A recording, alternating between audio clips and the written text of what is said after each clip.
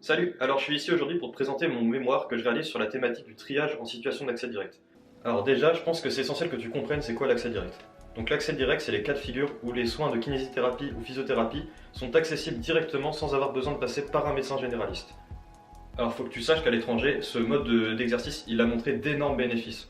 On trouve d'abord une plus grande satisfaction des patients qui attendent moins longtemps pour avoir des soins, des dépenses de santé moins importantes, et également pour nous kinés, ça valorise nos compétences et donc pour toi aussi tes compétences. Le 19 mai 2023, il y a la loi RIS qui a été votée à l'Assemblée nationale. Cette loi, elle a permis d'autoriser l'accès direct dans la liste d'établissements que tu peux voir juste ici. Alors je pense que tu l'as peut-être vu toi aussi, mais cette décision, elle a soulevé énormément de réactions, que ce soit de la part des politiques, des médecins ou des kinés.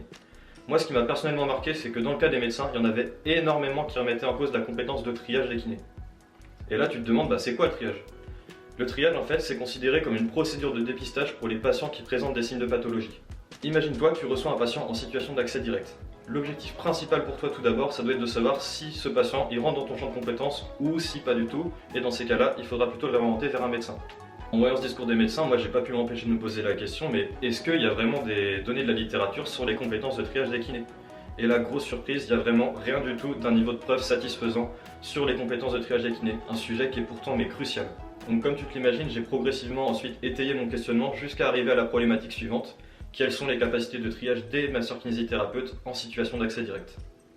Alors dans ma recherche de la littérature, j'ai tout de même vu qu'il y a un modèle d'étude qui a été utilisé dans plusieurs pays, à savoir la Suisse, les États-Unis, l'Australie et le Danemark, afin de répondre à des problématiques similaires à celles que j'ai posées dans mon sujet de mémoire. C'est donc pour ça que j'ai choisi d'utiliser la même méthodologie, à savoir l'utilisation d'un questionnaire. Ce questionnaire il est composé de 12 cas cliniques. Ces 12 cas cliniques ils sont eux-mêmes répartis en 3 sous-groupes, à savoir des cas musculo-squelettiques, des cas médicaux non critiques et des cas médico-critiques.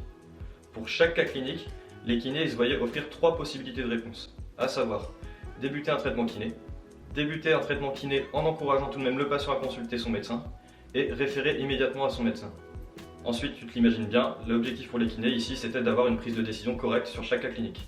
Au total, j'ai 227 kinés qui ont pris le temps de répondre à mon questionnaire, et je les remercie vraiment pour cela. Maintenant, toi, arrivé à ce niveau de la vidéo, je pense que tout ce que tu attends, c'est que je te balance 2-3 chiffres sur mes résultats. Allez, je suis sympa, je t'en donne 2-3. Alors pour commencer, 23. 23, c'est le pourcentage de kinés qui s'est formé sur l'accès direct et ou le triage. Ça représente moins d'un kiné sur 4. 55. C'est le pourcentage de kinés qui a obtenu une prise de décision correcte sur les cas médicaux. Ça représente à peine un peu plus d'un kiné sur 2.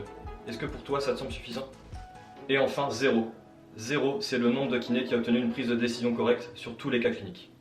Alors malheureusement, je ne peux pas te révéler plus de résultats pour le moment. Pour ça, il faudra attendre la sortie de mon mémoire mi-février. En attendant, si c'est un sujet qui te passionne vraiment comme moi, je t'invite à suivre ce QR code qui va t'orienter vers des ressources sur le triage en situation d'accès direct. Merci de m'avoir écouté, allez salut!